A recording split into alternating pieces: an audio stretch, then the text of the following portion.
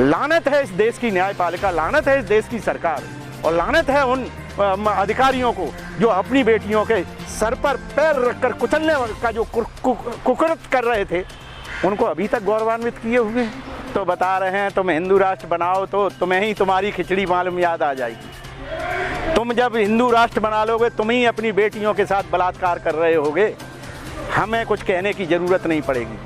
तुम्हारे में ही ब्रह्मा मिलेंगे, तुम्हारे में ही विष्णु मिलेंगे, तुम्हारे में ही महेश मिलेंगे, तुम्हारे में ही ये सब मिल जाएंगे जिनकी तुम्हें ज़रूरत है। हिंदू राष्ट्र ही बनाओ।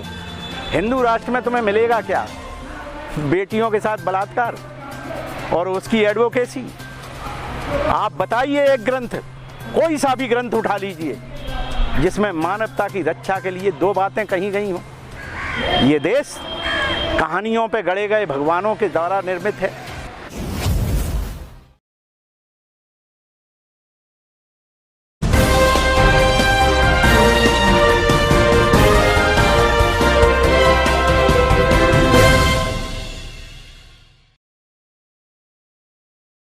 हमारे बीच में समाज सेवी और लोकसभा का चुनाव लड़े और बड़े पैमाने पे समाज का काम किया हमारे बीच में SN गौतम साहब। सर, संविधान बचाने की सारी पार्टियां बात कर रही हैं, सारे संगठन बात कर रहे हैं और हिंदू राष्ट्र की बात हो रही है और वहाँ संसद भवन के अंदर संगोल स्थापित कर दिया। तो बाबा साहब ने जो जितने भी नियम कानून बनाए थे सारे धराशायी कर दिए गए हैं। सर, क्या कहना चाहेंगे? देखिए, ये गलत तो हो रहा है।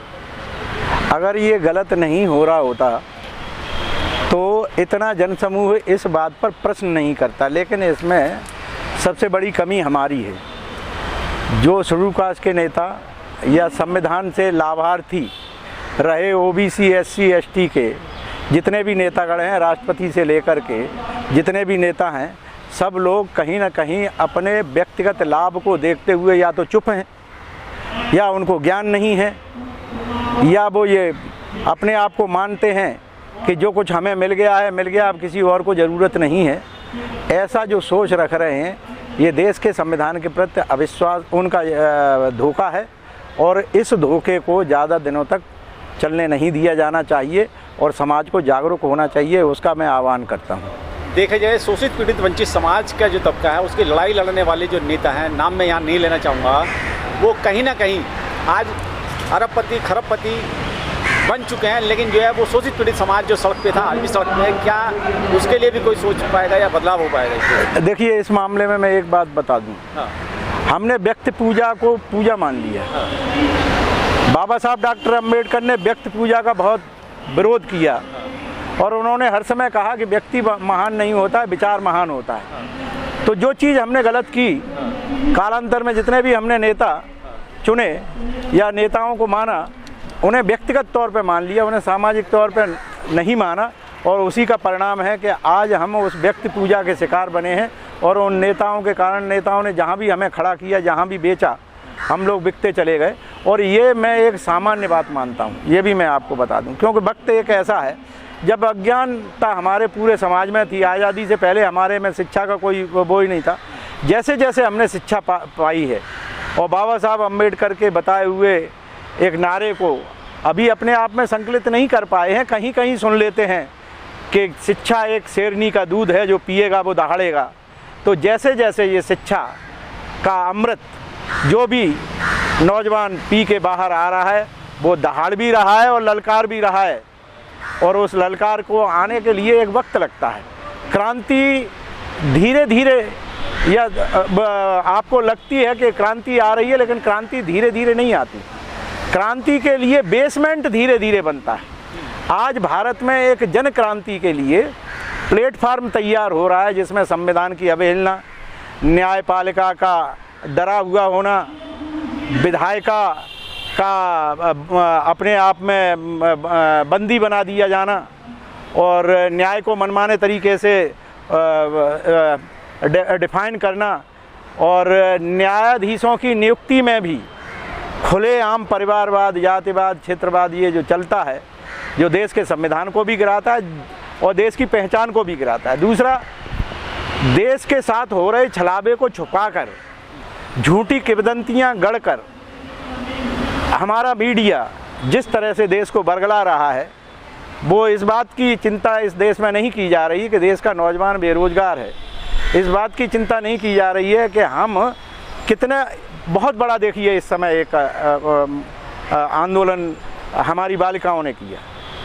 हमारा समाज एक ऐसा समाज रहा है भारत का जहां नारी का शोषण होता रहा है, ये भी इतिहास में, लेकिन वो छुपा के किया गया कि दलित की नारी या गरीब की महिला, जोरू की एक शब्द है, बड़ा गंदा शब्द है, उसे कहने में थोड़ा अटपटा लगता है कि जोरू की लुगाई, सारे गांव की भौजाई, मतलब वो गरीब की बीबी, पूरा गांव उसे के साथ बदतमीजी कर ले तो कोई फ़र्क नहीं पड़ता था। लेकिन आज मैं न्यायपालिका से भी पूछना चाहता हूँ, विधायिका से भी पूछना चाहता हूँ, प्रशासन से पूछना चाहता हूँ कि जिस संविधान में ये चीज़ें अभी पास की गई कि नारी के साथ देख भर लेने से घूर के देखना भी अपराध है और उस पर FIR अगर दर्ज हो जाती है तो उसे तत्काल अरेस्ट कर लिया जाएगा, उस संविधान की गरिमा न्यायपालिका बताए तो कि कहाँ गई। FIR दर्ज हुई, उसके ऊपर इतना बड़ा आंदोलन भी चला और वो भी न्यायपालिका के नाक के नीचे चला, सरकार प्रधानमंत्री के नाक के नीचे चला। जो सरकार और प्रधानमंत्री ये कहते हैं कि बेटी बचाओ बेटी पढ़ाओ, जो कहते हैं कि नारी का सम्मान, उसकी एक संस्कृत का उनका वो है कि यत पूजते नारी जिस जगह पूजी जाती है वो पूरा स्थान बड़ा पवित्र हो जाता है। मुझे तो ऐसा लगता है कि इस देश में गरीब की नारी जहाँ पर भी उसका शोषण किया जाता है, शायद वो उनके लिए गौरवान्वित हो जाता होगा। इसके उदाहरण हैं। न्यायपालिका से मैं तो ये पूछना चाहता हूँ, मैं किसी और से इसलिए नहीं, क्योंकि आज हर व्यक्ति न्यायपालिका के पास जाकर के न्याय की गुजारिश करता है। हाथरस की बेटी को रात में किस आधार पर जला दिया गया बताए न्यायपालिका, और न्यायपालिका ने क्या संज्ञान लिया। सबसे बड़ी ज़रूरत है कि संविधान को बचाने की जिम्मेदारी, उसे देखने की जिम्मेदारी न्यायपालिका की। अगर अखबार में छपा, मीडिया में आया तो न्यायपालिका ने उस पर क्या संज्ञान लिया। क्या सिर्फ न्यायपालिका जातिवादी बन के रह जाएगी? सिर्फ न्यायपालिका उन लोगों को न्याय देगी जो गुंडे और बदमाश हैं, उनके लिए संरक्षण का काम करेगी? सरकार क्या सिर्फ उन लोगों के साथ खड़ी होगी जो न्याय को खरीद सकते हैं, गुंडागर्दी से दबा सकते हैं, या उन बालिकाओं को, जिन बालिकाओं को चेहरे को देखकर हम राष्ट्रीय गौरव के साथ में मुस्कुराते और अपना सीना फुलाते हैं, आज उन बालिकाओं को खैरियत है वो दिल्ली की सरजमी पर थी और मीडिया उसे देख रहा था। अगर यही सरजमी गांव में किसी लड़की के साथ कर रहे होते तो यही सिपाही और ये सब लोग वो लड़की के साथ में बलात्कार कर रहे होते, ये कोई भी नहीं उन्हें छोड़ रहा होता। ये तो उन लड़कियों का सौभाग्य है कि वो दिल्ली में थी और उनके साथ में लोग बाग थे।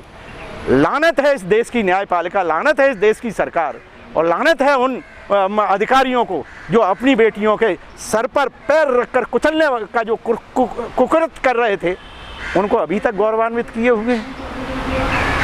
क्या नहीं लगता आपको इस देश के अंदर चिन्मयानंद जैसे, सेंगर जैसे और इसके अलावा और भी बलात्कारी लोग रहे जो भाजपा से संबंधित हैं, उनको बचाने का सरकार काम कर रही है? क्या सरकार को गुनहगार इसमें साबित नहीं करते न्यायपालिका के साथ साथ? अरे पूरे साहित्य गुनाह के, बलात्कार के गुनाह से भरा पड़ा है। पूरा साहित्य, जिनको हम ग्रंथ कहते हैं, कोई धर्म ग्रंथ कहता है, कोई कुछ कहता है, हर एक ने अपनी अपनी एडवोकेसी देके बलात्कार से बचाते रहे हैं इस देश के। तो पूरे साहित्य को अगर पढ़ा जाए तो नारी का जितना शोषण हमारे साहित्यों में हुआ है, उन साहित्यों को जला देना चाहिए था। लेकिन वो पूज्य हैं, वो सब पूज्य हैं और नारियां उसकी पूजा करने में आगे आ जाती हैं।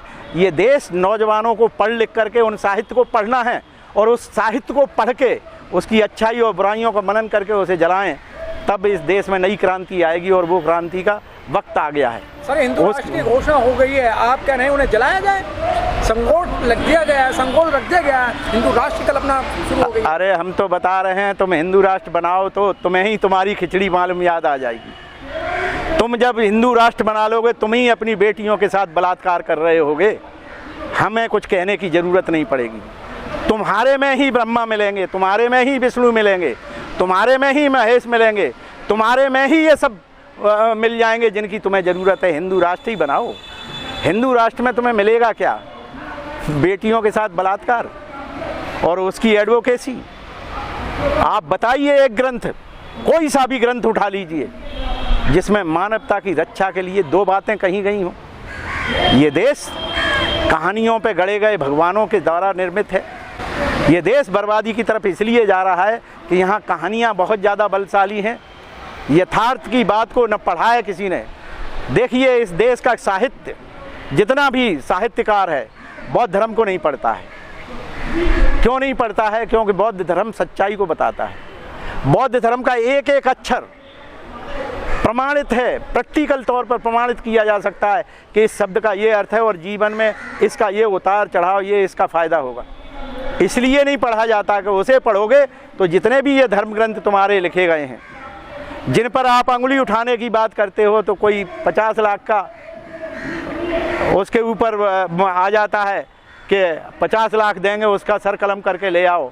हो सकता है कि मेरी भी कीमत कोई लगा दी जाए और उस कीमत को लगाने के बाद मेरा भी सर कलम कर लिया जाए और न्यायपालिका ये कहे कि हमारे पास तो कोई साक्षी नहीं था इसलिए वो नहीं है। आज मैं कह रहा हूँ कि मेरे साथ अगर कुछ हुआ तो इस देश की न्यायपालिका उसके लिए सबसे ज़्यादा जिम्मेदार मानी चाहिए, क्योंकि ये न्यायपालिका आज की तारीख में बंदिश में आ गई है। डॉक्टर साहब, आप संविधान की दुहाइयाँ दे रहे हैं, संविधान की बात कर रहे हैं। आज संविधान आपको लगता है कि आपका काम कर रहा है? संविधान काम नहीं कर रहा होता तो आज मैं बोल थोड़ी रहा होता।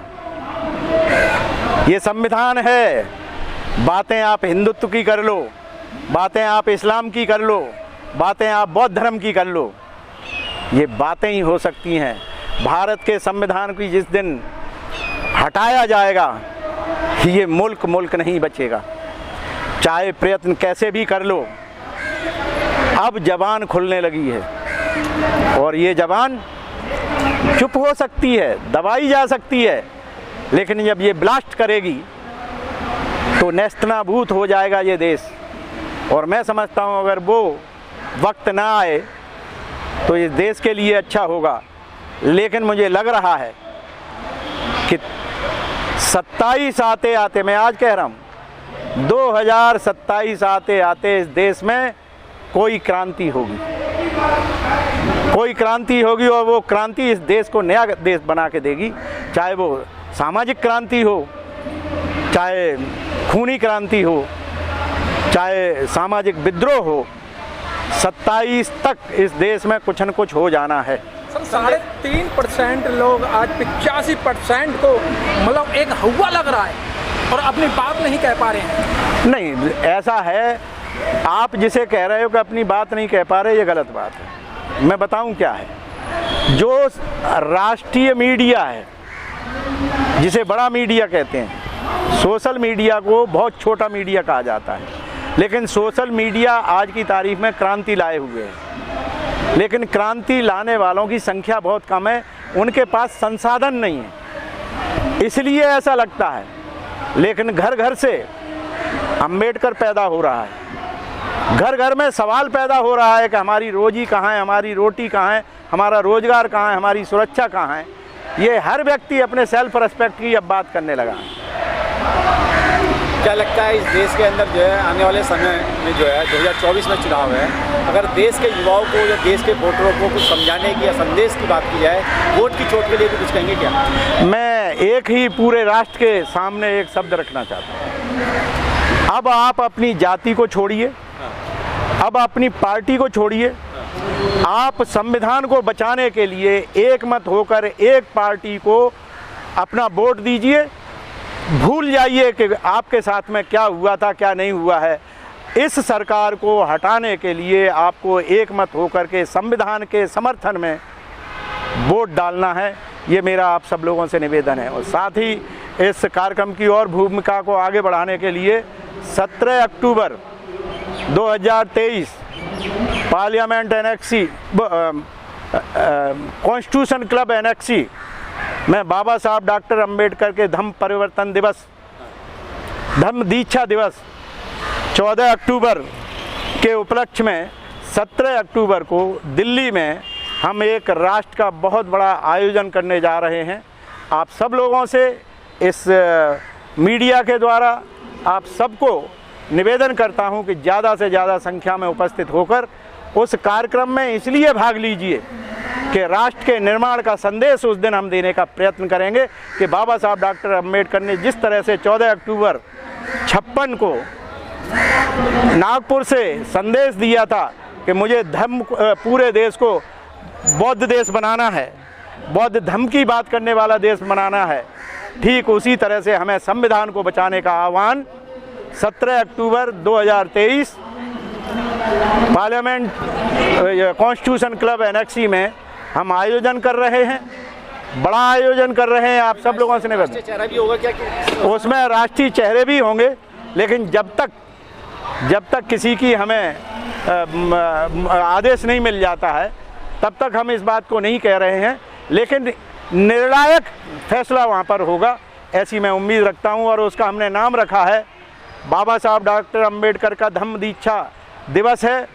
और साझा विरासत के तौर पर हमारे माननीय नेता शरद यादव जी के स्मृति में भी है, उनके आंदोलन का वो भी था कि साझा विरासत लेकर के चलो। इस परिवर्तन के युग में साझा संघर्ष करने के लिए हम इस दिवस को मनाने का प्रयत्न कर रहे हैं। आप सब लोगों से निवेदन है कि इस साझा विरासत बाबा साहब डॉक्टर अंबेडकर धम्म दीक्षा दिवस पर ज़्यादा से ज़्यादा संख्या में उपस्थित होकर कॉन्स्टिट्यूशन क्लब एनेक्सी में पधारने का कष्ट करें। आप लोगों के हम आभारी होंगे। 11-12 बजे का टाइम रहेगा सवेरे, इसलिए आप समय पर वहाँ पहुँचें। आप सब लोगों का अभिनंदन करता हूँ, वेलकम करता हूँ। और विशेषकर राजकुमार जी आपका और मनोज पिप्पल जी आपका कि आप इस मैसेज को ज़्यादा से ज़्यादा इसे हाईलाइट करें और आप अपनी इसे जिम्मेदारी समझें कि हमने आपको ये जिम्मेदारी सौंपी है, निवेदन किया है कि आप इस कार्यक्रम को सफल बनाने में अपना पूर्ण योगदान देंगे, ऐसी मैं उम्मीद रखता हूँ। जय भीम, नमो बुद्धाय।